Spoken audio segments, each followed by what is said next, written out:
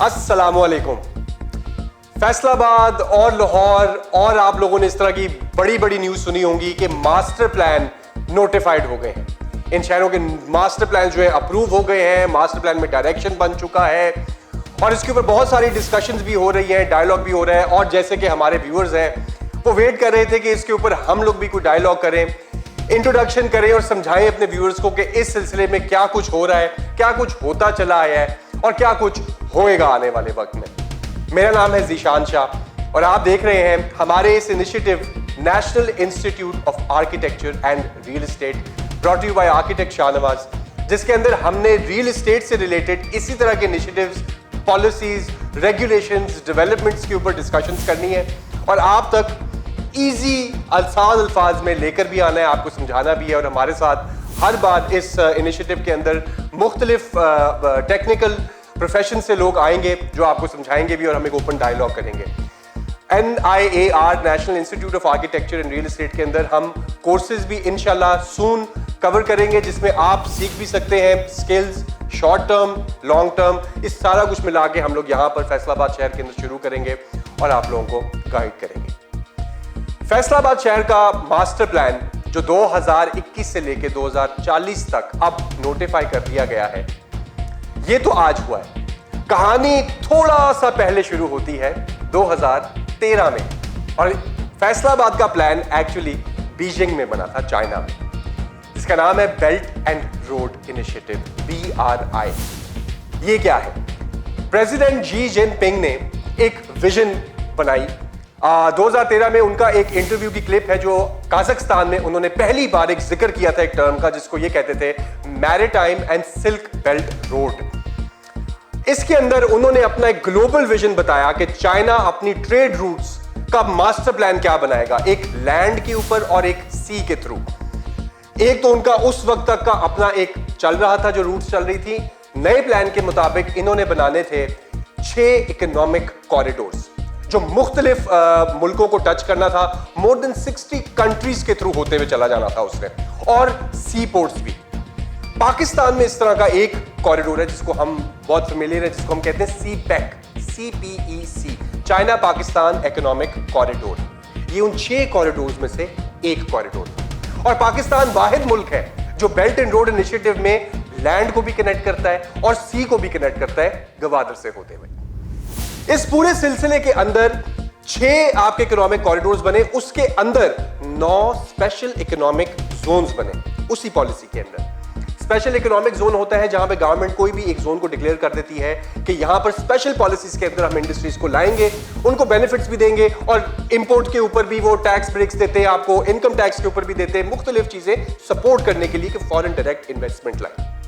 9 special economic zones के अंदर सबसे बड़ा इकोनॉमिक जोन फैसलाबाद में Allama Iqbal Industrial City notify किया गया और prioritise special economic zone declare किया गया, क्योंकि यहां पर 2300 एकड़ 3300 एकड़ ऑफ लैंड के ऊपर इंडस्ट्रीज को लाया जाना था और 2300 एकड़ में से भी 1000 एकड़ के ऊपर चाइनीज इंडस्ट्रीज को रीलोकेट करने का प्लान था, चाइनीज गवर्नमेंट का भी, पाकिस्तानी गवर्नमेंट का भी। और इसके अंदर आज की डेट में तो ये ऑपरेशनल होना शुरू हो गई। अब इतना बड़ा ग्लोबल प्लान जिसके अंदर फैसलाबाद शहर को, क्योंकि वो पंजाब के भी बीच में है, पाकिस्तान के अंदर भी एक सेंट्रल लोकेशन पर है, उतना ही दूर चाइना पड़ता है, उतना ही दूर नीचे हमारी सी पोर्ट पड़ती है। इस पे इतना बड़ा स्पेशल इकोनॉमिक जोन बना था, तो एक तरीके से सरप्राइज नहीं था कि जब पंजाब गवर्नमेंट ने मास्टर प्लान बनाना था, सोचना था, तो इस न्यूक्लियस के इर्द गिर्द इसको फैसिलिटेट करने के लिए, इसको सपोर्ट करने के लिए उन्होंने इंफ्रास्ट्रक्चर के बारे में सोचना था और उन्होंने प्राइवेट सेक्टर को भी इंकरेज करना था कि अब फैसलाबाद शहर के अंदर किस तरफ जाए। तो ये तो था जी 2013 से कि एक छोटी सी हमें पुश मिली, एक इनिशिएटिव मिला जो एक लार्जर पिक्चर है, उसके अंदर फैसलाबाद के अंदर एक मास्टर प्लान आज की डेट में नोटिफाई हुआ। जनाब मेरे साथ ज्वाइन किया हुआ है 2 टेक्निकल गेस्ट ने जिसके ऊपर हम यही मास्टर प्लान के ऊपर डिस्कशन करेंगे। एक हमारे साथ है आर्किटेक्ट शाहनवाज जो यहां पर फैसलाबाद शहर में पिछले 40 साल से आर्किटेक्चर और रियल एस्टेट कंसल्टेंसी प्रैक्टिस कर रहे हैं और इसके साथ साथ district planning and design committee DPDC के भी मेंबर हैं। जिसके अंदर हाई राइज प्रोजेक्ट्स की भी अप्रूवल्स की डिस्कशंस होती हैं और मास्टर प्लान के ऊपर भी डिस्कशन हुई हैं, तो हम उनसे भी इनपुट लेंगे। और मेरे साथ ज्वाइन किया हुआ है खालिद मसूद साहब ने, जो कि टाउन प्लानर है लोकल गवर्नमेंट के अंदर। He is a retired senior town planner, और जो हमारा फैसलाबाद का पेरी अर्बन स्ट्रक्चरल प्लान बना था उसके अंदर इनकी बहुत सारी एफर्ट्स थी, कॉन्ट्रीब्यूशन थी, और he was involved in it. तो जी, एक हमारे टाउन प्लानर और एक आर्किटेक्चर से रिलेटेड फील्ड से भी सीनियर मेंबर्स हैं हमारे साथ, इनके साथ डायलॉग करेंगे और आप तक पहुंचाएंगे। अस्सलाम वालेकुम। जी वालेकुम अस्सलाम। वालेकुम अस्सलाम। सबसे पहले तो स्टार्ट करते हैं, व्यूअर्स को थोड़ा सा हम गाइड करें। हम मास्टर प्लान की बातें कर रहे हैं, ये मास्टर प्लान आर्किटेक्ट शाहनवाज साहब क्या होता है? बड़ी सिंपल सी चीज़ होती है, मैं इसको ऐसे एक्सप्लेन करता हूँ थोड़ा सा, जिससे आप लोगों को समझ भी आएगी और रिलेट कर सकते हैं आप इसके साथ। कि जैसे घर का छोटा सा डिज़ाइन जिसमें आप घर में रह रहे हैं, तो उसमें कहीं पर बेडरूम्स होते हैं, बेडरूम के साथ ही लिंक बाथरूम होता है, सेंटर में कहीं टीवी लाउंज होता है, कारपोर्ट्स होता है, एंट्री होती है। तो हर उस पूरे प्लॉट के ऊपर उन रूम्स को डिवाइड किया हुआ होता है कि यहाँ पर ये चीज़ होगी, और उसके मुताबिक फिर वहाँ पर आप कॉन्ट्रैक्टर आता है, वो आपको बिजली की सप्लाई भी दे देता है, वायर चली जाती हैं, स्विच बोर्ड लगते हैं, डिस्ट्रीब्यूशन बोर्ड लगता है, और इसी तरह से सीवरेज की लाइन बिछती है कि फ़लाने फ़लाने बाथरूम को आपस में लिंक कर दो और इधर से बाहर मेन लाइन में हम निकाल देंगे इसको। तो इसको ये छोटी सी प्लानिंग जो है ना, ये आप इसको समझे कि आप फैसलाबाद एक शहर की प्लानिंग, उस शहर में भी यही कुछ है। आप वहाँ छोटी छोटी सी बातें की मैंने घर में सिर्फ आपको समझाने के लिए। यहाँ पर क्या होगा कि जी इंडस्ट्री कहाँ होनी चाहिए, रेजिडेंशियल एरियाज़ कहाँ होने चाहिए, कमर्शियल एरियाज़ कहाँ होने चाहिए, कौन सी रोड्स किसको कनेक्ट करेंगी। तो इसको मास्टर प्लान जो है ना, वो बेसिकली उसमें फिर उसकी सर्विसेज कहाँ से जाएंगी, उनका सीवरेज कहाँ से जाएगा, उन सारी कॉलोनीज़ का, उनको बिजली की सप्लाई कहाँ से मिलेगी, फैस्को किस रूट से लेके आएगी, ट्रांसपोर्ट किधर से जाएगी, रोड्स कितनी चौड़ी होनी चाहिए, किसके ऊपर कितनी ट्रैफिक होगी। तो रोड्स की विड्थ उसके मुताबिक डिज़ाइन की जाती है फिर, कि जहाँ पर देखा जाता है कि अल्टीमेटली 10 या 20 सालों में जब प्लान कर दिया कि यहाँ ये चीज़ें होंगी, तो उसके मुताबिक ट्रैफिक भी उसी तरह से होगी। अब जब ट्रैफिक उस तरह से होनी है, तो इसका मतलब है कि रोड्स की विड्थ कि कितने लेन की होनी चाहिए, 1 लेन, 2 लेन, 60 फीट की, 200 फीट, 150 फीट, वो कॉरिडोर किस साइज़ का होना चाहिए। वहाँ पब्लिक ट्रांसपोर्ट चलेगी, गाड़ियाँ होंगी, मोटरसाइकिल्स होंगी, बसेस जा रही होंगी, और जितनी जहाँ पर फैसिलिटी डिज़ाइन हुई है, फॉर एग्जांपल इंडस्ट्री एक डिज़ाइन हुई है कि सिटी से थोड़ा दूर है, तो ऑब्वियसली ट्रांसपोर्ट तो चाहिए वहाँ पर वो रेल का लिंक भी देंगे, मेट्रो का भी देंगे, वहाँ पर बसेस भी चलाएंगे। तो इसका मतलब है कि वहाँ ट्रैफिक फ्लो ज़्यादा होना है, तो उन रोड्स को वैसे डिज़ाइन किया जाता है फिर। तो ये है एक्चुअली कि मास्टर प्लान होता क्या है। मास्टर प्लान एक शहर की प्लानिंग, और लेकिन उसी तरह से कि उसकी सारी ज़रूरतें पूरी हो सकें। खाली प्लान कर देना काफ़ी नहीं होता। फिर होता है कि गवर्नमेंट ने जब प्लान कर लेती है, तो फिर उसको पता चलता है कि ओहो, अब इस रोड के ऊपर इतना एस्टीमेट होना है, इतने लोगों को ये सीवरेज सिस्टम हमने देना है, इतने लोगों को बिजली की सप्लाई की ज़रूरत होगी। तो फिर वो अपने बजट में रखते हैं कि जी अब मास्टर प्लान फैसलाबाद का बन गया है, अब हमें इसको बनाने के लिए, उसका इंफ्रास्ट्रक्चर देने के लिए हमें बजट एलोकेट करने पड़ेंगे। अब जैसे आपने बताया कि सी पैक का मेजर सेंटर, बड़ा इकोनॉमिक जोन फैसलाबाद, हमारा ये जो M2 M3 जो है, which is Allama Iqbal industrial state, और M3 इंडस्ट्रियल स्टेट, ये आप लोगों ने अक्सर सुना होगा।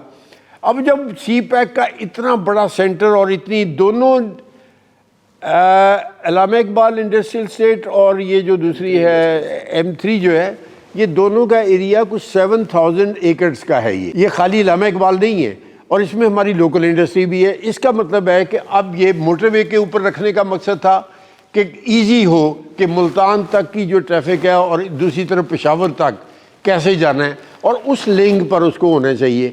यानी एक रोड, बड़ी रोड जिसको हम मोटरवे बोलते हैं, जो फास्ट लेन है, यानी इन्होंने कोशिश की कि चले, अब जब सी पैक का ये प्रोजेक्ट डिज़ाइन हुआ, तो उन्होंने उस वक्त इस मोटरवे को डिज़ाइन किया था और उसी वक्त इकनॉमिक जोन्स की प्रोविजन रख दी थी। अब इकनॉमिक जोन उस वक्त तक नहीं बन सकता, इंडस्ट्री नहीं आ सकती अगर रोड ना बनती, तो पहले उन्होंने रोड बना दी।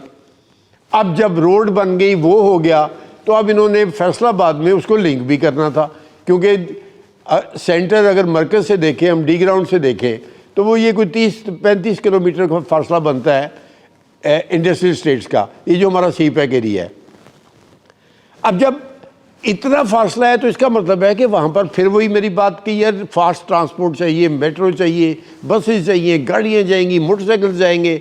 तो फ़ौरन इन्होंने आज से कोई 6-7 साल पहले फौरी तौर पर हमारा एक्सप्रेस वे डिज़ाइन किया, जो इसी साइयाँ वाला एग्ज़िट से, यानी पहले ये देखे फैसलाबाद में आप यहाँ से एंटर नहीं होते थे, लेकिन अब फैसलाबाद में एक तो एंट्री मिली और एक उस इंडस्ट्री को लिंक कर दिया उन्होंने एक्सप्रेस वे के साथ, मरकज़ के साथ।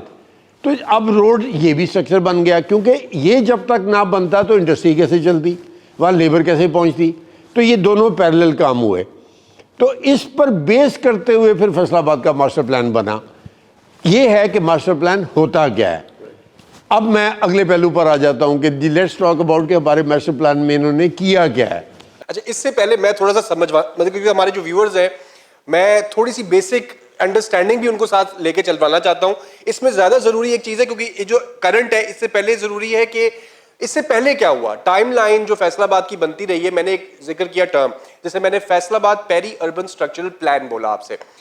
मैं ये खालिद साहब से मैं थोड़ा एक सवाल करूंगा इसमें कि FPUSP, इसमें आप भी इन्वॉल्व थे, ये क्या है और क्या वो एक ही चीज है?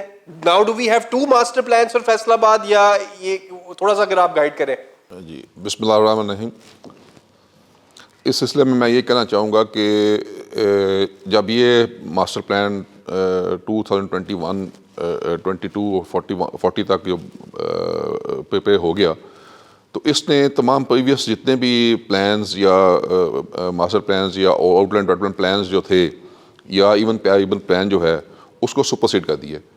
Basically that is just a piece of paper, except this के उसमें जो सैंक्शंस हो चुकी हुई हैं through district planning and design committee, या जो सैंक्शंस अंडर प्रोसेस हैं, उनके अलावा बाकी तमाम चीज़ों को इस जो हम बेसिकली जो अंडर डिस्कशन है, that is the land use plan.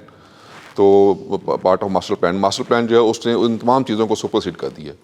जो ये इसमें मैं थोड़ा सा ऐड करना चाहूँगा कि 2009 में फैसलाबाद का मास्टर प्लान का प्रोसेस शुरू हुआ। बेसिकली 2009 में CPEC का विजन मौजूद नहीं था उस वक़्त। ये जैसे आपने बात की अभी कि चाइनीज़ प्रेसिडेंट ने 2013 में अनाउंसमेंट की कज़ाकिस्तान में, और उसके बाद पाकिस्तान को एक फंडिंग अलाउ की गई। तो मास्टर प्लान का एक्चुअल प्रोसेस स्टार्ट हो गया हुआ था 2009 से, कंसल्टेंट्स इन्वॉल्व कर लिए गए थे। और पेरी अर्बन स्ट्रक्चर प्लान होता है कि बेसिकली जो बाहर का एरिया उसको डिज़ाइन कर दिया गया फैसलाबाद का, यानी फैसलाबाद का मास्टर प्लान नहीं था, वो सिर्फ बाहर के एरिया को डिज़ाइन किया गया था। लेकिन उसमें वो प्रोविजंस नहीं रखी गई जो इकनॉमिक जोन की प्रोविजंस चाहिए थी, जो उसकी स्केल चाहिए थी। ऑल दो इंडस्ट्रियल स्टेट हमारी शुरू हो गई थी, फेडमेक, ये जो हमारा M3 इंडस्ट्रियल स्टेट है ये शुरू हो गई थी, लेकिन अल्लामा इकबाल की अनाउंसमेंट जो है वो बाद में हुई है। अब जब CPEC की इतनी बड़ी इन्वेस्टमेंट को फोकस करवा दिया गया यहाँ पर, तो अब फिर से दोबारा उस रिवीजन की ज़रूरत पड़ गई कि ये जो, क्योंकि उन्होंने 2035 तक का प्लान बनाया था, 2015 में अप्रूव हुआ वो। अब 2015 और 35 के बाद आज क्यों ज़रूरत महसूस हुई कि 22, 23 से 20, अब हम 22 में है इस वक्त, इसलिए ज़रूरत फील हुई कि अब उस पर बड़े पर्सपेक्टिव को देखने की ज़रूरत थी कि उस बड़े पर्सपेक्टिव के साथ रीडिज़ाइन हो। तो अब ये दोबारा रीडिज़ाइन हुआ और उसमें उस सारे पोटेंशियल्स को रखा गया है। एक्चुअली ये मैं थोड़ा सा ऐड करना चाह रहा हूँ कि क्यों ज़रूरत फील हुई। जी, इसमें मैं इसी बात को थोड़ा सा आगे बढ़ाता हूँ कि यही एक इसमें हुस्न है इस चीज़ का, मास्टर प्लान का, कि इसमें जो रिवीजन है, revision according to the circumstances या जो भी ग्राउंड रियलिटीज़ हैं उसको देखते हुए रिवीजन जो है, this is the best part of this master plan. तो ये तो था जी थोड़ा सा हिस्टोरिकल कॉन्टेक्स्ट के फैसलाबाद में क्या कुछ होता रहा प्लानिंग पॉइंट ऑफ व्यू से, किस जर्नी से होता हुआ ये शहर आज तक इधर आया, और प्लानिंग हमारी जो है मास्टर प्लान की वो अब यहां तक आ पहुंची है। तो अब हम बात करते हैं जो अभी ये नोटिफाई हुआ है लेटेस्ट मास्टर प्लान, इसमें और जो पेरी अर्बन स्ट्रक्चरल प्लान था पहले, जो शहर के बाहर बाहर एरिया को खाली कवर कर रहा था, मेजर चेंजेस क्या हैं, what are the major changes, major focus areas क्या हैं, क्रिटिकल एरियाज कौन से हैं। तो इस सेगमेंट को हम शुरू करते हैं। शाहनवाज साहब, आप थोड़ा सा हमें गाइड करें, चेंजेस कहां हुई हैं, क्या क्या हुई हैं, और इस मास्टर प्लान से फिर हम अगले सेगमेंट पे जाएंगे कि where do we go from here. देखिए, जहाँ तक इस वक्त जो तो फैसलाबाद से कंसर्न लोग हैं उनको तो बड़ी अच्छी तरह से पता है कि समुंदी रोड क्या है, जड़ावाला रोड क्या है, सरगोदा रोड क्या है, और ये जो सत्याना रोड क्या है, और एक्सप्रेसवे किधर है, उन सबको पता है इस बात का। लेकिन जो दोस्त जो शायद इस शहर से जिनका ताल्लुक़ नहीं, उनके लिए थोड़ा सा मैं इस तरह की बात करूँगा कि नॉर्थ ईस्ट साइड कौन सी है। नॉर्थ ईस्ट साइड हमारी साइयांवाला की एंट्री है फैसलाबाद की, जहाँ ये इंडस्ट्रियल स्टेट्स को डिज़ाइन किया गया है, और दूसरी तरफ जो है ना वो हमारे मेजॉरिटी रेजिडेंशियल एरियाज़ हैं। अच्छा, उसकी अब मेरा ख्याल है प्लान के मैं एग्जैक्ट उसके ऊपर आता हूँ कि इस प्लान में ये हमारा सेंटर पॉइंट है, तकरीबन ये वाला जहाँ पर हम ये सर्कल लगा हुआ है, इस सेंटर पॉइंट में ये घंटाघर का एरिया यहाँ पर है। अब इस सेंटर पॉइंट से ये फासला देखें, ये साइयांवाला की तरफ से मोटरवे की तरफ से एंट्री है, और ये वो इकनॉमिक जोन है जो हमारा डिज़ाइन हुआ है, जिसमें M3 इंडस्ट्रियल स्टेट और अल्लामा इकबाल इंडस्ट्रियल स्टेट, ये सारा कुछ इस एरिया में मौजूद है। और हमारी जो खुर्रेवाला इंडस्ट्रियल स्टेट थी वो लाहौर शेखुपुरा रोड के ऊपर, आप सब जानते हैं, वो पहले से यहाँ मौजूद थी। यानी अगर हम शहर को, ये ग्रीन जो बड़ा सर्कल मैंने यहाँ पर पॉइंट आउट किया है, ये पॉइंट आउट करने से मकसद था कि अल्टीमेट फ्यूचर एरिया ये जो ना सिटी का इधर वाला हाफ है, जिसको मैं कह रहा हूँ कि planned present and future employment area. Faisalabad जैसे सबको पता है इस बात का कि एक इंडस्ट्रियल सिटी है ये, और टेक्सटाइल का मैनचेस्टर भी कहलाता है। तो इसकी असल में बुनियादी तौर पर यही इसका रिसोर्स है, यही इसका इनकम है, यहीं पर इसकी एम्प्लॉयमेंट है। अब जब ये पहले भी इस साइड के ऊपर था, और जब उन्होंने मोटरवे की तरफ से कनेक्ट कर दिया साइयांवाला की तरफ से, और इतना बड़ा इकनॉमिक जोन हो गया, तो आप समझें कि एम्प्लॉयमेंट एरिया जो है वो इस हाफ में चला गया, जहाँ पर मैक्सिमम एम्प्लॉयमेंट होगी, लेबर होगी, एक्सपोर्ट वहाँ से हो रही होगी, ट्रांसपोर्ट वहाँ चल रही होगी। तो ये साइड एक वर्क स्पेस बन गई। और ये जो साइड जो थी, जो समुंदी रोड, सत्याना रोड, जड़ावाला रोड और झांग रोड, इसमें आप एयरपोर्ट भी हमारा, हालांकि हमारा पुराना उसी तरफ है, लेकिन वो सारी रेजिडेंशियल एक्सटेंशन प्लान कर दी गई वहाँ पर, कि basically that's a quite area, यानी जहाँ पर सिर्फ लोगों के घरों को, जहाँ पर एक सुकून चाहिए होता है उनको। ऑल्दो वो फासला बहुत है, इकोनॉमिकल नहीं है कि वर्क एरिया से उस एरिया की जो डायमेंशन है वो इतनी ज़्यादा फासला है, कोई 40-50 किलोमीटर का, कि वो वायबल है नहीं। लेकिन फिर भी बहरहाल कुछ उस एरिए में भी लोगों की ज़रूरतें होंगी। ऑल्दो इस एरिए में इन्होंने ये जो इकनॉमिक जोन वाला एरिया है, इसमें अब इन्होंने ब्राउन कलर एक कहलाता है जी, कि इन्होंने ब्राउन कर दिया उसे। ब्राउन किसको कहते हैं? रेजिडेंशियल एरिया को, जहाँ पर कॉलोनीज डिज़ाइन हो सकती हैं, प्लान हो सकती हैं, लोग अपने अपने प्रोजेक्ट्स वहाँ पर करेंगे। और ये जो मुख्तलिफ कलर्स हैं इसमें वो ये शो कर रहे हैं कि अब जैसे ये कलर जो है ना, ये आइडेंटिफाई कर रहा है इंडस्ट्री को, और वो भी इंडस्ट्री अल्लामा इकबाल का और जो फेडमे का ये सारा एरिया यहाँ पर है, वैल्यू एडिड सिटी यहाँ पर है। उधर ही उन्होंने एक मेगा कमर्शियल एरिया भी प्लान कर दिया, जो आपको ब्लू एरिया में नज़र आ रहा है।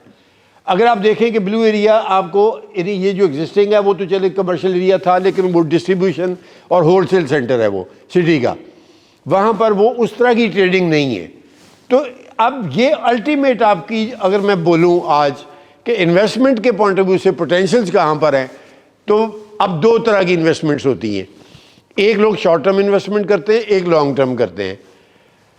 और एक ये होता है कि किसी की इन्वेस्टमेंट की कैपेसिटी लेट्स से कि 1 करोड़ की है, तो कोई 10 करोड़ भी खर्च कर सकता है, कोई 20 भी कर सकता है, किसी के पास सिर्फ 10 लाख रुपया होता है। पोटेंशियल पूरे सिटी में हर जगह पर होता है रियल एस्टेट का इंक्रीज होने का। इसमें ये ऐसा कोई इशू नहीं है कि वो बढ़ता नहीं है, किसी भी जगह पर रियल एस्टेट ने बढ़ना ही होता है, लेकिन रेशोज़ का फ़र्क होता है।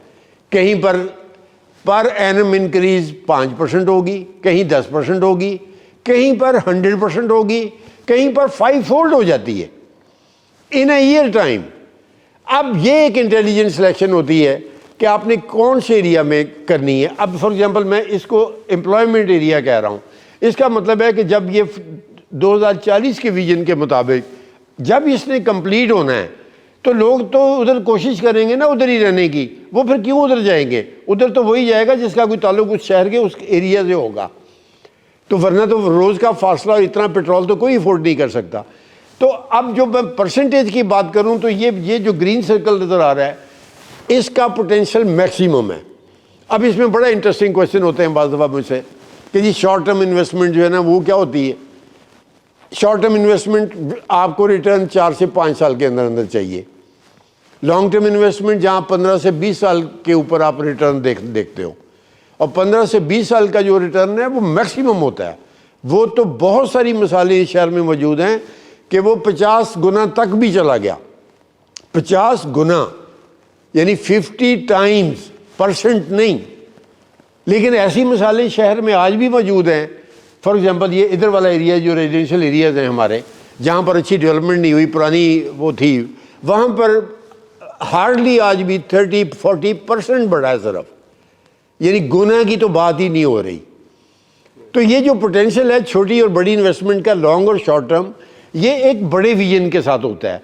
अब नज़र तो हमें आ रहा है कि जंग रोड के ऊपर जो नहीं वो एयरपोर्ट वहाँ पर बना हुआ है, लेकिन एक्चुअली जब इतना बड़ा इकोनॉमिक जोन इधर बन रहा है तो उन्होंने कार्गो का एयरपोर्ट पहली फेज़ के ऊपर, और अल्टीमेटली द सेकंड बड़ा इंटरनेशनल एयरपोर्ट वो भी इसी साइड पर आएगा, क्योंकि ज़रूरत तो इधर है, उधर तो ज़रूरत नहीं है एक्चुअली। उधर तो रेजिडेंशियल एरियाज रह गए, बिजनेसमैन और कार्गो जो यहाँ से एक्सपोर्ट होना है। जब इतनी बड़ी इंडस्ट्री लग रही है तो उन्होंने इसको यहाँ पर अल्लामा इकबाल में, और ये इसके साथ उन्होंने एक कार्गो टर्मिनल की प्लानिंग अभी भी कर ली हुई है।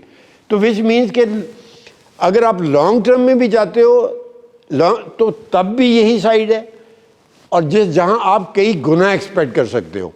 शॉर्ट टर्म में जाते हो, आपके पास इतने पैसे नहीं, आप किसी प्रोजेक्ट का हिस्सा बन जाओ, कोई छोटी शॉप ले लो, कोई छोटा प्लॉट ले लो, लेकिन लो उस साइड के ऊपर जहाँ पर लोगों को लेके जाया जाएगा। इसलिए लेके जाएगा कि जब उसने, अब देखा है कि सबसे बड़ी एग्जांपल एक्सप्रेस वे हमारा मल्टी बिलियन का प्रोजेक्ट था, ये जो फटाफट मुकम्मल किया गया और एक्सेस दे दी गई। इसलिए दी गई कि फास्ट लेन में आप फौरी तौर पर उस इंडस्ट्रियल एरिया में पहुंच सकें। इसी तरह से फैसलाबाद में एंटर होना है तो पहले सरगोदा रोड से रश में फंसते हुए हम इधर गट वाला, कैनाल रोड और पीपल्स कॉलोनी की तरफ आते थे। अब हम वहाँ से स्ट्रेट एंटर होते हैं। अच्छा, फिर एक और बड़ा मज़े का एस्पेक्ट है इसमें, जो मतलब अभी हम फैसलाबाद का मास्टर प्लान देख रहे हैं, अब इसके साथ ननकाना और इसके साथ शाहकोट, ये जो डिस्ट्रिक्ट दूसरी है वो भी साथ लिंक कर रही हैं। अब यहाँ से कहने को तो ये यहाँ पर एंड हो गया खुर्रेवाला पर हमारा सिटी, लेकिन वहाँ से आगे शाहकोट शुरू हो गया है और बड़ा प्रॉपर इंडस्ट्रियल एरिया है उसका, जो ये वाइट स्पेस नज़र आ रही है, और ये लाहौर तक का एरिया है ये, विच मीन्स के इधर से इनफ्लो बहुत ज़्यादा होना है इस तरफ से भी। खाली ये ना देखें कि हमारा मास्टर प्लान क्या है, हमारे इर्द गिर्द के जो टाउन्स हैं, जो डिस्ट्रिक्ट्स हैं, वो वहाँ क्या करने जा रहे हैं। अब जैसे हमारी कनाल एक्सप्रेस वे है, इस वक्त रोड जो है वो हमारी जब टर्न करती है कनाल सीधी चली जाती है। अब कनाल जब सीधी गई तो यहाँ पर उन्होंने उसको आगे तक सांगला तक लेके चले गए। अब इससे इसी सांगला को कंटिन्यू करते हुए इन्होंने डायरेक्ट M2 को जाके मिला देना है, और वो प्लानिंग होगी ननकाना की और शाहकोट की। फैसलाबाद में एंट्री M2 से सीधी हुआ करेगी आपकी, और आप जाके बीच आप सूखे की हाफजाबाद की एंट्री में एक्चुअली दाखिल होंगे और डायरेक्ट फैसलाबाद आया करेंगे। इवन आपका ये जो M3 जो हमारी है उसके ऊपर आपका फ्लो कम हो जाना है। इसी तरह से आपकी जो रोड्स हैं ये जो इधर को जा रही हैं, मतलब लाहौर की तरफ, अब वो इंतहाई पॉपुलेटेड और पूरी इंडस्ट्रियल बेल्ट है ये, विच मीन्स के अगेन मैं फिर इसी सेगमेंट की बात करूंगा कि ये सारी चीज़ें इसको सपोर्ट कर रही हैं। अपर एरिया देखा जाए, ये एरिया लाहौर के साथ भी कनेक्ट कर रहा है, पीछे लाहौर के साथ भी कनेक्ट कर रहा है, मोटरवेज भी इधर कनेक्ट हो रही हैं, बड़ा प्लान भी इसी के साथ है, इंडस्ट्रियल स्टेट्स भी इधर हैं, CPEC भी इधर इन्वेस्टमेंट लेके आ रहा है। जैसे आपने पहले एक्सप्लेन किया है कि CPEC एक सेंट्रल फोकल एरिया रखा ही इसीलिए यहाँ पर गया है कि यहाँ से जो ना पेशावर से लेके कराची तक, we are just in between, यहाँ पर है, यहाँ वेयर हाउसेज होंगे, एक्सपोर्ट्स यहाँ से होगी। So this is the ultimate vision कि इसको हम कह रहे हैं कि ये है हमारा एम्प्लॉयमेंट एरिया, और बाकी ये हमारा रेजिडेंशियल की तरफ चले जाना है इसमें। ये तो था ओवरऑल विजन जब मैं मास्टर प्लान की बात करूं तो।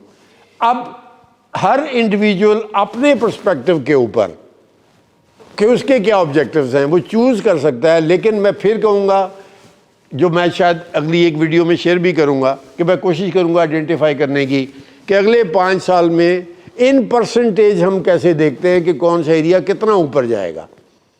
लेकिन ये I can assure this thing कि ये जो मैंने सर्कल लगाया, ये ग्रीन वाला बड़ा, इस एरिया की कई फोल्ड होगा इसका प्रॉफिट, परसेंटेज में नहीं होगा, यानी ये कई गुना में जाएगा, क्योंकि ये ऑलरेडी जा चुका है। पिछले 5 सालों में कैनाल एक्सप्रेसवे के ऊपर जब ये एक्सप्रेसवे नहीं बनी थी तो वहाँ एकड़ 50 से 60 लाख रुपए का मिल रहा था एकड़, जहाँ पर ये लोगों ने कॉलोनीज बनानी है। अब 6 से 7 करोड़ का हो गया विद इन 5 ईयर्स, जिसका मतलब है कि 5 साल में 10 गुना। और ये पूरे और कहीं शहर में एग्जाम्पल नहीं है ये कि इतने गुना इंक्रीज हो चुकी हो। तो एक्चुअली जब सीखना हो आपने तो आप थोड़ी सी हिस्ट्री में चले जाया करें किसी भी एरिया की, कि आज से 6 साल पहले क्या कीमत थी या आज क्या है। और ये जितने भी मैं फैक्टर्स बोल रहा हूँ आपको इंडायरेक्टली नज़र आ जाएगा।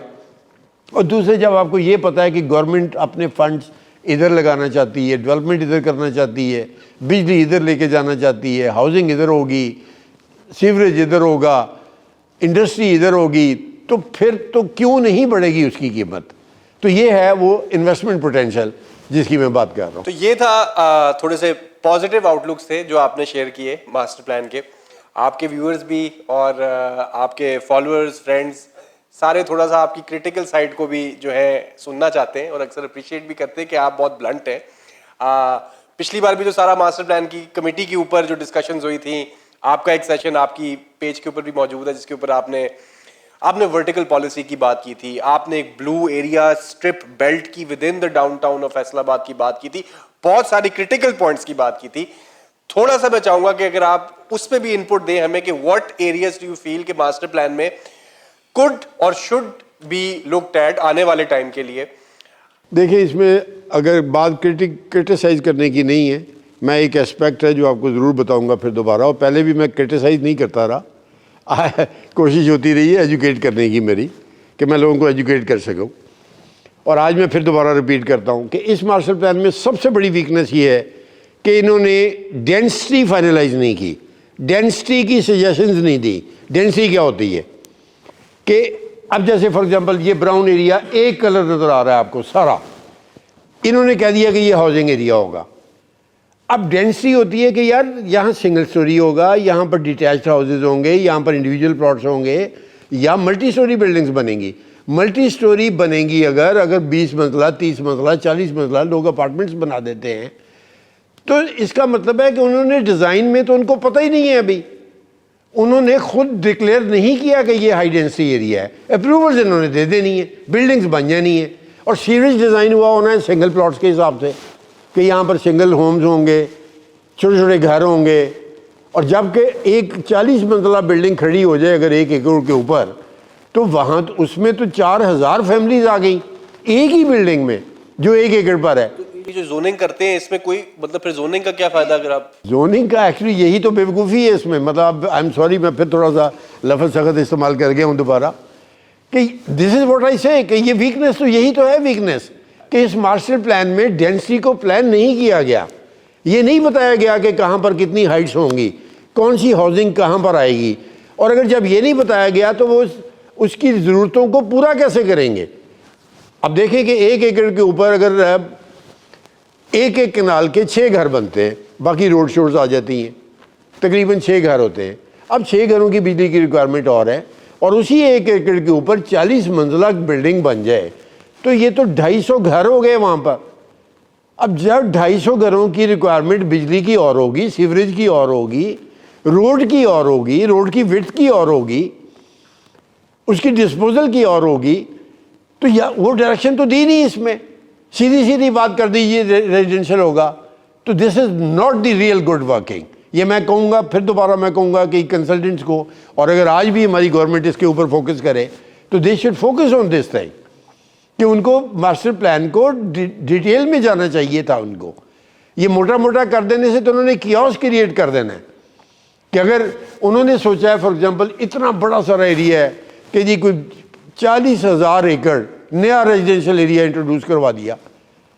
अब हमारे जैसे जो की प्लेयर्स हैं, जो बिल्डिंग को समझते हैं, जो डेंसिटी को समझते हैं, जो हाइट्स का यूज़ करते हैं, क्योंकि उसमें ऑब्वियसली मेरे लिए तो बेनिफिशियल है ये कि मुझे लैंड उस कॉस्ट पर मिल जानी है जो एक सिंगल घर के लिए डिज़ाइन के लिए जो चाहिए थी। और मैंने तो वहाँ पर 40 मंजिलें बना देनी है, और क्यों ना बनाऊँ, मेरा राइट है, क्योंकि मुझे अलाउ किया गया है कि जी आप ओपन है, आप जितना मर्जी बना लें। लेकिन इसके साथ प्लानिंग सिटी की ख़राब हो जाती है इसके साथ, कि उसकी सर्विसेज को डिज़ाइन करना मुश्किल हो जाता है। और अगर डिज़ाइन कर दिया जाए तो वो अगर वाकई आज ही सारे को ही सोच लें तो इसका मतलब है कि ओवरलोड हो गया, कि सर्विसेज ओवरलोडेड हो गई, उतनी चाहिए नहीं थी। तो ये अगर डेंसिटीज़ को डिफ़ाइन कर देते तो उसके साथ प्लानिंग सिटी लेवल के ऊपर आसान होती, बजट एलोकेट करना आसान होता, और ये सारी चीज़ें बेहतर डायरेक्शन की तरफ जा सकती थी। अच्छा, इसमें दूसरी जो तो प्रोजेक्ट्स होते हैं अप्रूव्ड, वो कमर्शियल हो, मतलब स्पेशली कमर्शियल हो, जो पहले से अप्रूव्ड हुए होते हैं, उनका इम्प्लीकेशन मास्टर प्लान में क्या नजर आनी चाहिए या नहीं नजर आनी चाहिए? या देखिए, मास्टर प्लान डिज़ाइन करते हुए तो उसका ख्याल रखना चाहिए कि यहाँ पर क्या बन रहा है, उसकी ऑलरेडी उसकी कितनी ज़रूरत बन चुकी है। अब फॉर एग्जांपल मैं अपने प्रोजेक्ट की बात करता हूँ, गढ़वाला कमर्शियल हब, हमने सारी कॉम्प्लाइंसेस पूरी की हुई हैं, डीबीडीसी से अप्रूव हुआ है। मास्टर प्लान में उनको पता भी था, मास्टर प्लान तो आज बन रहा है, हमने 2019 में अप्रूवल लिए हैं, 2018 में बल्कि। और इतना बड़ा प्रोजेक्ट जिसमें 50,000 लोग सिर्फ एक बिल्डिंग में काम करने वाले होंगे, और जो विजिटर्स की जब मैं एस्टिमेट करूं तो डेली का फ्लो 2 से 3 लाख का होगा। उसको कहीं ना तो उसका नज़र आता है कि ये इन्होंने उसको मार्क भी किया हो इस प्लान में, और उसका जो इम्पैक्ट होगा उसके साथ इनको इर्द गिर्द के एरिया को थोड़ा रिलीफ देना चाहिए था कि वहाँ पर वो उस तरह की चीज़ ना प्रपोज करते, या लेकिन यहाँ तो खैर उन्होंने प्रपोजल दी कोई नहीं। लेकिन मेरा मतलब है कि ये जो एस्टिमेशन है, एनवायरमेंटल इम्पैक्ट असेसमेंट बोलते हैं हम इसे, जो हमें अपने प्रोजेक्ट्स के लिए करनी पड़ती है, मास्टर प्लान के लिए मुझे नहीं लगता कि उन्होंने एनवायरमेंटल इम्पैक्ट असेसमेंट की है। अगर वो करते तो वो डेंसिटीज ज़रूर क्लियर करते, वो डेंसिटीज प्लान करते कि कहाँ लो डेंसिटी होनी है, यानी कहाँ लो राइज होगा, कहाँ हाई राइज होगा, कहाँ सिंगल होम्स होंगे। हालांकि पेरी अर्बन स्ट्रक्चर प्लान जो पहले बना हुआ था उसमें उसकी ये खूबसूरत बात थी कि उसमें उन्होंने डेंसिटीज मार्क की हुई थी कि ये हाई डेंसिटी एरिया है, ये low density. Low density means single homes, farm houses. Medium density means कि 2 या 3 मंजिला की बिल्डिंग्स और छोटे घर। अब देखें ना, 5-5 मंजिला के घर होंगे तो 1 एकड़ में बहुत सारे आ जाएंगे ना। और लो डेंसिटी होती है कि 1-1 कनाल के 2-2 कनाल के हों। और फार्म हाउसेज को सबसे लो डेंसिटी फार्म हाउसेज कहलाते हैं कि वो 1 एकड़ में 2 घर सिर्फ, इसको कहते हैं लो डेंसिटी। तो इस चीज़ का कोई केयर नज़र नहीं आ रही पूरे प्लान में। और ये अगर इसकी होपफुली उम्मीद तो है कि इनको थोड़ा सा पता चल जाएगा, या एटलीस्ट जब प्रोजेक्ट्स अप्रूव किए जाएँ तो हमारी डिपार्टमेंट्स जो है ना वो इस चीज़ का ख्याल रखें कि यार अगर इन्होंने वीकनेस छोड़ दी है तो उसको किसी तरह से कोशिश करें कि हैजर्ड्स क्रिएट ना हो वहाँ पर। इसमें एक लफ्ज़ यूज़ करते हैं ये मास्टर प्लान में आमतौर पे, स्प्रॉल। एक तो वो अगर हम व्यूअर्स को थोड़ा बता दें कि स्प्रॉल क्या होता है, और इसके अंदर जो नया मास्टर प्लान है इसमें क्या हमने कंसिडरेशन में रखा है कि नेचुरली स्प्रॉल किस तरफ जा रहा है आने वाले टाइम के लिए, या फिर आपको लगता है कि वो उस तरह से नहीं इन्होंने उसको? नहीं, ये देखो, इसको हम अर्बन स्प्रॉल बोलते हैं कि कंस्ट्रक्शन थोड़ी थोड़ी करके सिटी की फैलती जाती है, कि कोई कॉलोनी बनी हुई है तो साथ थोड़े से 2 एकड़ किसी ने लिए, प्लॉट्स बनाए, वहाँ पर घर 2-4 और बन गए, फिर और बन गए, फिर और बन गए। ये लेकिन ये अनप्लान्ड एक्टिविटी कहलाती है। ये इसका कोई प्लानिंग के साथ ताल्लुक कोई नहीं होता है इसका। और मास्टर प्लान बनाने का मकसद यही है कि उस अर्बन स्प्रॉल को जो नेचुरली हुए चला जा रहा है बगैर किसी प्लानिंग के, उसको लगामें डाली जाए कि यार जस्ट कंट्रोल योरसेल्फ। और ये सिटी प्लानर्स और गवर्नमेंट पॉलिसी मेकर्स के साथ आप चलो, इसलिए ये जोनिंग की जाती है। इसमें आपने एक खुद ही जिक्र किया था और सुनना भी चाह रहे होंगे व्यूअर्स आपसे, गढ़वाला कमर्शियल हब और नोवेल्टी कॉन्डोमिनियम्स जो आपका एक प्रोजेक्ट है, इसके ऊपर क्योंकि ऑब्वियसली इम्पैक्ट्स की हम बातें कर रहे हैं, तो अगर हम इसके ऊपर डिस्कशन ना करें या मैं आपसे सवाल ना करूं तो ये वीडियो भी अधूरी रह जाएगी। तो आपको क्या लगता है गढ़वाला कमर्शियल हब के ऊपर जो आप प्रेजेंट भी करते आए हैं पिछले कुछ सालों में, आपने बातें भी समझाई हम सबको, जोन्स भी समझाए, इस मास्टर प्लान का इम्पैक्ट आपके इन दोनों प्रोजेक्ट्स के ऊपर आप क्या फील कर रहे हैं, क्या होगा?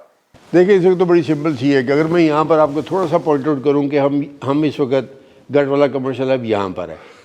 पहले ये जो इधर को स्प्रॉल था इस सिटी का, ये यहाँ से यानी हम डी ग्राउंड से हम कोई 17 किलोमीटर पर हैं, और इधर भी ये 17 किलोमीटर तक डिज़ाइन हुआ था सिटी, इतना। तो हम कहते थे कि हम यानी दोनों के सेंटर में हैं। अब सिटी और आगे चला गया और बड़ा प्लान कर दिया गया और डायरेक्शन दे दी गई, जिसका मतलब है कि अब हम we will be the prime area. गढ़वाला कमर्शियल अब भी, और क्योंकि दूसरा प्रोजेक्ट नॉवेल्टी कॉन्डोज भी हमारा बिल्कुल अपार्टमेंट का प्रोजेक्ट बिल्कुल साथ है उसके, तो ये अब और ज़्यादा आइडियल हो गए कि अब ये इस सारा ये जो हमारा ये जो जिसको मैंने एम्प्लॉयमेंट एरिया बोला है कि वो जो न्यूक्लियस है पूरा, अब उसको सर्व करने वाला वाहद कमर्शियल प्रोजेक्ट होगा ये, जो इस एरिया को सर्व करेगा। अब देखें ना, एक बड़ी मज़े की, मैं एक छोटी सी एग्जांपल भी देता हूँ आपको।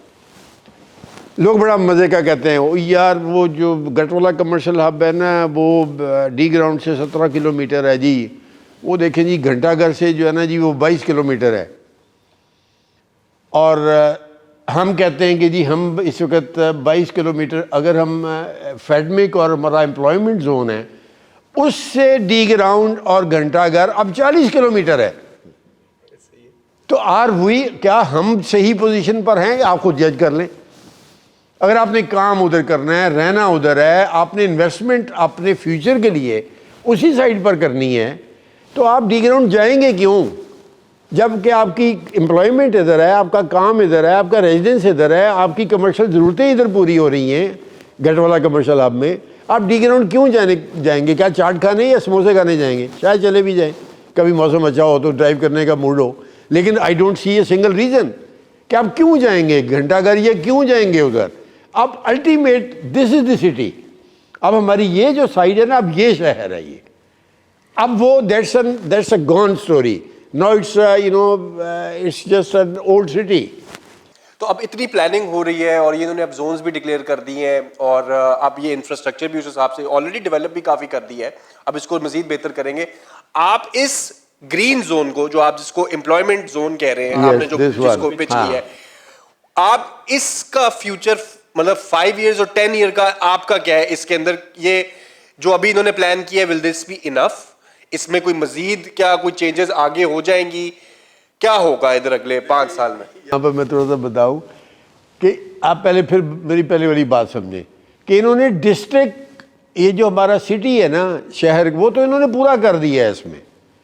अब वो एक्सपेंशन या शाहकोट की होगी या ननकाना की होगी या जड़ावाला की होगी, यहाँ तो हम ऑलरेडी पूरा किए बैठे हैं। आप ये सिर्फ थोड़ी सी ग्रीन बेल्ट्स हैं जो आपको साथ साथ ग्रीन एरियाज नज़र आ रहे हैं, ये शायद 4-5 साल के बाद ज़रूरत के मुताबिक थोड़ा सा, क्योंकि ये है बाउंड्री पार की मास्टर प्लान की, तो ये जो पॉकेट्स हैं मे बी इन फ्यूचर इनको वो यूज़ करें फिर, वरना हमारी अब इधर से तो लिमिट ऑलमोस्ट यूटिलाइज्ड है पूरी, इधर से तो आगे दूसरे डिस्ट्रिक्ट शुरू हो चुके हैं, तो विच मीन्स, और वो भी बहुत ज़्यादा डेवलप हो रहे हैं, उनके भी मास्टर प्लान कनेक्ट कर दिए गए हैं साथ। तो ultimately this is the corridor जो इकोनॉमिक कॉरिडोर भी है, और शेखुपुरा और फैसलाबाद को कनेक्ट करने वाला जो पूरा इंडस्ट्रियल एरिया है वो भी आपकी इसी साइड के ऊपर है। तो बेसिकली पोटेंशियल जो है ना वो अब इस एरिए का है। अगर आप मुझसे इन्वेस्टमेंट वाइज पूछें तो मैं अगले 10 सालों में मैं 10 गुना की रेज देख रहा हूँ इस एरिया में, रियल एस्टेट में। ये जो इधर वाला एंड है ये शायद 10 सालों में बड़ी मुश्किल से 200% पर चला जाए, ये मेरी प्रेडिक्शंस हैं। लेकिन मैं बहरहाल इसको कोशिश करूंगा डॉक्यूमेंट करने की कि आज के 10 साल बाद भी देखेंगे कि हमने क्या बातें की थी और हमने क्या प्रेडिक्ट किया था। खान साहब, आपकी कोई इनपुट्स इसके अंदर? आप क्रिटिकल में जरा आप रिजर्व रहते हैं, और आप कोई प्रोज अगर थोड़े से आप इस मास्टर प्लान के हवाले से, how progressive do you think this is? क्या इसमें अच्छी चीजें हैं, क्या कुछ बेहतर हो सकती थी? जी, इसमें मैं शाहनवाज साहब की जो जितनी भी डिस्कशन हुई है उसको मैं इंडोर्स करता हूँ एज ए टाउन प्लानर, क्योंकि इसमें कुछ चीज़ें ऐसी हैं जो बेसिकली जो मास्टर प्लान जो होता है जी, उसमें बुनियादी तौर पे तो मौजूदा सूरत हाल या एग्जिस्टिंग स्टडीज़ की जाती हैं, उसके मुताबिक रिक्वायरमेंट देखी जाती हैं, और दैन उसके मुताबिक फिर जोन्स बनते हैं, जैसे रेजिडेंशियल जोन है, लो डेंसिटी, हाई डेंसिटी। मैं बिल्कुल 100% शाहनवाज साहब की बात को इंडोर्स करूँगा कि इन्होंने तमाम फैक्टर्स को टोटली ओवरलुक को इग्नोर किया है, जिसमें मैं एक छोटी सी एग्जांपल दूंगा कि हमारी एक बेसिक नीड है जो that is a graveyard. Graveyard ठीक है, जो हाउसिंग स्कीम्स जो हमारी नई अप्रूव हो रही है उसमें 2% ग्रेवयार्ड मैंडेटरी है, लेकिन यहाँ पे भी जो एग्जिस्टिंग जो आबादी है उसकी जो ग्रेवयार्ड की रिक्वायरमेंट्स है उसको कैटर फॉर नहीं किया गया। यहाँ पे कहीं भी ग्रेवयार्ड नज़र नहीं आ रहा, और इसमें जो कंपैटिबिलिटी ऑफ लैंड यूजेस है उसको बैलेंस नहीं रखा गया। उसमें जो जिस तरह बैलेंस रखना चाहिए था वो मैं नहीं देख रहा इसमें। किस सेंस में कंपैटिबल लैंड यूज की? कंपैटिबल इन द सेंस कि जैसा अभी ये बात हो रही थी कि हाई डेंसिटी या लो डेंसिटी या उसके साथ कोई कमर्शियल एक्टिविटीज़ को भी बीच में साथ साथ डिफाइन कर दिया जाना चाहिए था। यहाँ पे जैसा ब्लू एरियाज़ हैं उसमें कमर्शियल लार्ज स्केल पे दे दिए, लेकिन ब्लू जोन्स बीच में बनाने चाहिए थे, देने चाहिए थे, और डिटेलिंग आनी चाहिए थी। वरना आप लोग बीच में सेंटर में ब्लू एरिया के कोई खेत है किसी का, अब वो वहाँ पर कोई बिल्डिंग बना देता है, तो इसका मतलब फिर रोड तो बाद में नहीं बनेगी ना। आप उसको ये तो नहीं कह सकते कि आप इसको गिराओ, तो वो उसको बड़े बड़े चंक्स में डिवाइड कर दिया है। डिटेलिंग होनी चाहिए थी। बिल्कुल एग्जैक्टली। इसमें अगर देखें ना, अगर ब्राउन जोन जो हमारा रेजिडेंशियल जो है, अगर कल को ये कमर्शियल होना शुरू हो जाता है तो this is a failure of this plan. इस प्लान का फेलियर होगा कि उन्होंने उस चीज़ को मद्देनजर नहीं रखा हुआ, जो रिक्वायरमेंट पूरी की गई करनी चाहिए थी वो नहीं की। इसमें बेसिक स्टडीज़ जो होनी चाहिए थी, जो स्टैटिस्टिक्स थे, पॉपुलेशन डेंसिटी थी, उसको बिल्कुल नहीं देखा गया। और इंफ्रास्ट्रक्चर का तो खैर इसमें कहीं भी कोई एलिमेंट ही नज़र नहीं आ रहा कि किस तरह इसमें जो ट्रांसपोर्टेशन है, कम्यूटेशन है, या उस तरह का एलिमेंट इसमें कहीं नहीं देखा जा रहा। तो मैं समझता हूँ कि इसमें जो टेक्निकल चीज़ें जो हैं वो बिल्कुल इग्नोर या ओवरलुक की गई हैं। सॉरी मैं बीच में काट रहा हूँ। एक और काम जो 2013 में भी नहीं हुआ, जब 15 में इन्होंने पहला बैरियर बंद किया। अब मैं अपने कोई टेक्निकल लोग और फोरम और हमारे इवन जो प्रेशर ग्रुप है हमारे सिटी का, मैं फिर भी कहूँगा कि इसको अब हमारा जो रेवेन्यू रिकॉर्ड है उसके ऊपर फौरी तौर पर इम्पोज करें, वरना जब अगर ये इम्पोज ना हुआ तो उन्होंने वही फर्दें पुरानी दिए जानी है कि ये एग्रीकल्चर है, ये फलाना है, और आपने उसको रेजिडेंशियल किया हुआ है। अच्छा, फिर जो एग्रीकल्चर एरिया, अब वो एग्रीकल्चर की फ़र्द निकाल के दिए जा रहे हैं आपको। और अगर ये इम्पोज ना हुआ तो ये मास्टर प्लान की जो एक वो यूटिलिटी होती है वो नहीं हो सकनी उस वक्त तक, अगर इसको बोर्ड ऑफ रेवेन्यू के रिकॉर्ड में इम्पोज ना किया गया। और ये जितनी जल्दी करें उतना हमारे लिए, सबके लिए बेहतर होगा, वरना हमारी डिपार्टमेंट्स हमारे प्रोजेक्ट्स की अप्रूवल रोक लेते हैं इसी वजह से कि उनको पता ही नहीं होता कि ये जोन में कौन सा एरिया आता है और कौन सा नहीं आता। तो ज़्यादा क्लैरिटी के लिए कि फेडरल बोर्ड ऑफ रेवेन्यू में इम्पोज करने से मुराद है कि आपका जो लैंड रिकॉर्ड्स में, लैंड रिकॉर्ड्स के अंदर ये जोन मार्क होने चाहिए। अच्छा, तो ताकि स्टेटस उसका अपडेट हो जाए जो उन्होंने जोन में डिक्लेयर किया है। अभी शाहनवाज साहब ने बात की कि बोर्ड ऑफ रेवेन्यू में इम्पोज होना चाहिए ये जो हमारा मास्टर प्लान है। अच्छा, एक तो एग्जैक्टली क्यों, और अगर ये पॉसिबल है तो ये कैसे, what steps would be required कि ये पूरा हो? जी, इसमें बिल्कुल बजा फरमाया कि ये होना चाहिए। अगर ये इस लैंड यूज़ प्लान को मसावी, जो लट्ठे की मसावी होती है, जो रेवेन्यू रिकॉर्ड होता है, उसके ऊपर सुपरइम्पोज होने के बाद ही ये डॉक्यूमेंट जो है ये अल्टीमेट फाइनलिटी लेगा। अदरवाइज ये अगर इसको लैंड यूज उसके ऊपर मसावी पर मार्क ना किए जाएं तो वो तो फिर एक वही नॉर्मली चलती रहेगी कि रेवेन्यू रिकॉर्ड कुछ कह रहा है, और जो मसावी से मुराद शहर का अक्षजरा, जी अक्षर जो लार्जर स्केल पर होता है वो, दिस इज अंडर लॉ भी इसका, दिस इज मैंडेटरी कि इसको उसके ऊपर सुपर इम्पोज करना ज़रूरी है। जब ये सुपर इम्पोज होगा तो ऑटोमेटिकली ये फिर लैंड यूजेस जो है वो फिर हर बंदा जो है उसको फॉलो करने का पाबंद होगा इसको। अदरवाइज तो ये इससे अब देखिए ना, गजट में नोटिफाई कर दिया है कि जी यहाँ से इम्प्लीमेंट हो गया जी, बस इसके बाद कोई बात नहीं होनी। लेकिन भाई अपना काम तो पूरा करो पहले। आप इसको नोटिफाई कर रहे हो तो इसका मतलब है कि लोगों के काम रोकोगे अब आप, कि आप तैयार नहीं हो इसको इम्प्लीमेंट करने के लिए। आपने अपने रिकॉर्ड्स में तो इसको मार्क नहीं किया अभी, जहाँ से अप्रूवल स्टार्ट होती हैं, और हमें वो डॉक्यूमेंट देना पड़ता है डिपार्टमेंट्स को कि लैंड स्टेटस हम लोग दिखा रहे हो। अब इसमें एक सवाल है, मसलन एक बंदे की जमीन थी जी, वो थी आपके पहले वो रेजिडेंशियल डिक्लेयर था पुराने में जो चलता आ रहा था, राइट, स्टेटस भी अभी यही रेजिडेंशियल है। जोन में उन्होंने डिक्लेयर कर दिया, फॉर इंस्टेंस इसमें ब्लू एरिया डिक्लेयर कर दिया, कमर्शियल मिक्स यूज कर दिया। अब अगर वो उसके ऊपर कोई प्रोजेक्ट करता है तो उसको अप्रूवल फिर भी अलग से लेनी पड़ेगी, या उसका डिक्लेयर्ड स्टेटस हो जाएगा अगर उन्होंने सुपर इम्पोज कर दिया एफबीआर के रिकॉर्ड में? जी, अगर इसमें इस प्लान लैंड यूज प्लान में अगर ब्लू जोन में आ गया है तो देन उसको किसी भी जगह पे DPDC या कहीं से क्लियरेंस की ज़रूरत नहीं है, उसको रेवेन्यू रिकॉर्ड में ही वो ब्लू में मीन्स के कमर्शियल है, उसको उसका स्टेटस ही कमर्शियल हो चुका हुआ है। नहीं, पेपर्स में कमर्शियल हो गया, लेकिन मैं नहीं समझता आपका क्या ख्याल है कि चार्जेस पे करने पड़ेंगे कन्वर्जन के, अच्छा अच्छा, तो वो अगर फिर भी करने पड़ेंगे, जो मैं समझता हूँ। इसमें देखें ना, जब लैंड स्टेटस अगर आपका जोन ने चेंज कर दिए, मास्टर प्लान ने चेंज कर आपको दिए, इजाजत मिल गई है अच्छा कि आप इसको आप कमर्शियल बना सकते हो, you are allowed to do it, लेकिन आपने कन्वर्जन चार्जेस फिर भी पे करने हैं। और ये ऑप्शनल होता है या बाइंडिंग होता है? बाइंडिंग होती है। ये तो मैंडेटरी है, लेकिन वो मैं कहना चाह रहा था कि जो गजट नोटिफिकेशन में जो पहला पॉइंट यही है कि ये डॉक्यूमेंट जो है तमाम डिपार्टमेंट्स के लिए मैंडेटरी है इसको फॉलो करना। तो जब अब रेवेन्यू रिकॉर्ड जो है उसमें ये फॉलो नहीं हो रहा होगा तो वो बेस जो है उसकी वहीं से गलती शुरू हो जाएगी, वहीं से अनॉमली शुरू हो जाएगी, वहीं से प्रॉब्लम क्रिएट होना शुरू हो जाएगी। कोई और इनपुट्स मास्टर प्लान के हवाले से जो हम अपने व्यूअर्स को देना चाहें? एक और है, वो खालिद साहब बड़े मज़े की ज़्यादा रोशनी डाल सकते हैं, क्योंकि ये एक किस्म के अपने डिपार्टमेंट के, लोकल गवर्नमेंट के लॉ ऑफिसर टाइप की थे ना जी। इनका रोल जो है लोगों को गाइड करना भी और लोगों को तंग करना भी था।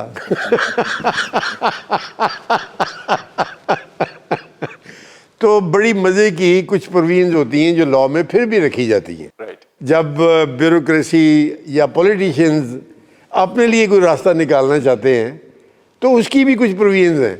ये खालिद साहब बेहतर बता सकते हैं मुझसे। तो खालिद साहब, मैं आपसे पूछूंगा कि लॉ के अंदर जो प्रोविजंस होती हैं जो आम तौर पर टेबल के उस तरफ ही पता होती है कि क्या क्या होती है, उस तरह की कुछ अगर आप मजे की अगर इनपुट्स दे दें व्यूअर्स को तो अवेयरनेस हो जाएगी एक तरीके से। जी, मैं इसी प्लान के वाले से ही बिल्कुल इसी प्लान के वाले से बता देता हूँ कि इसमें कुछ चीज़ें ऐसी हैं कि जो जिसको रिव्यू या रिवाइज करने की जो है वो अथॉरिटी को, डेवलपमेंट अथॉरिटी को या लोकल गवर्नमेंट को ही दे दी गई है, जिसमें कुछ चीज़ रीलोकेट करने के लिए। अब रीलोकेट करने का मतलब ये है कि ये प्लान तो फिर फॉलो ना हो रहा हुआ, चेंज कर सकते हो Relocation आप। से क्या मुराद है? मतलब कोई एक जोन को दूसरे में डाल दो। एक जोन जो है जिसका मतलब जिसका लेट अस से कोई जी तो जा सकते हैं, ब्लू एरिया जा सकता है हमारा। Red area, specially red area जो है ये एक रीलोकेशन इसकी जो है, क्योंकि इनफैक्ट मैं समझता हूँ कि दिस इज़ अलार्मिंग आल्सो कि देखें ना, अगर नोटिफिकेशन में जब ये चीज़ लिखी जाती है इसका मतलब है कि उनको पहले ही उनके माइंड में था कि हमसे कोई ना कोई इसमें अरेंजमेंट में कहीं ना कहीं गलती हुई है। अदरवाइज अगर रीलोकेट करना दैट इज या गलती हुई है या गलती करना चाहेंगे वो शायद। एग्जैक्टली, बिल्कुल, या वो नेक्स्ट किसी को कॉमेंट करना चाहेंगे, क्योंकि मास्टर प्लान देखें, master plan when we talk about master plan, structural plan, outline development plan या पेरी अर्बन स्ट्रक्चरल प्लान, तो ये एक पॉलिसी डॉक्यूमेंट होता है। इसको तो डिस्ट्रिक्ट लेवल पे तो कोई नो बॉडी इज ऑथराइज कि उसको चेंज कर सके या रीलोकेट कर सके।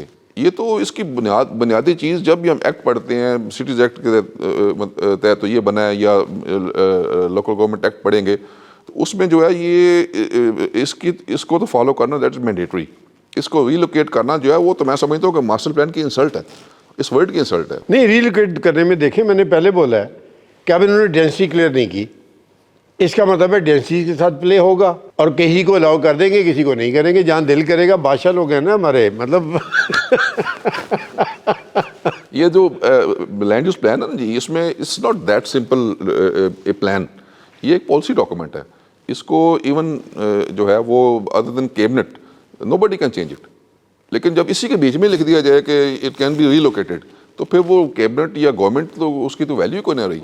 फिर तो मैं समझता हूँ कि जाते जाते बात कर दी इन्होंने जो सबसे धमाके वाली बात थी, बट आप तक मकसद था हमारा इस वीडियो के थ्रू पहुंचाना ये मैसेज कि मास्टर प्लान क्या है, बेसिक टर्मिनोलॉजीज क्या होती हैं, इसकी प्लस साइड क्या है, इसके एरियाज ऑफ इम्प्रूवमेंट क्या हो सकती है, और मोस्ट इंपॉर्टेंटली जिस शाहनवाज साहब ने बताया कि गढ़वाला कमर्शियल हब के लिए भी जो हमारा प्रोजेक्ट है रियल एस्टेट का फैसलाबाद शहर के अंदर एक grand mix use commercial project जो शेखुपुरा रोड के ऊपर केनाल एक्सप्रेसवे के इंटरजंक्शन पे, उसके लिए भी इस नए प्रपोज मास्टर प्लान का क्या इम्पैक्ट होगा।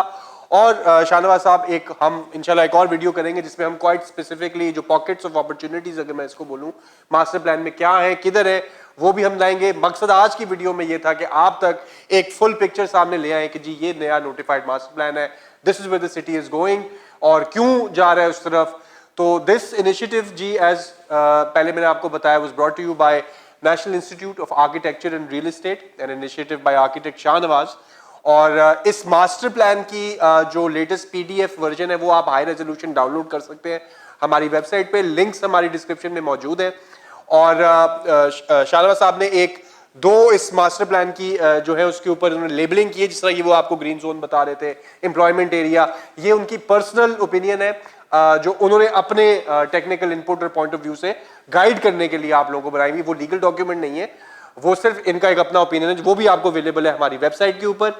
दोनों चीजें आप देख सकते हैं और आप इससे बेनिफिट कर सकते हैं। हमारे यूट्यूब चैनल, हमारे फेसबुक चैनल को जरूर फॉलो कीजिएगा। इसके ऊपर हम इसी तरह की videos short format, long format दोनों लेकर आएंगे ताकि आप लोगों को वैल्यूएबल इनपुट्स हम दे सकें।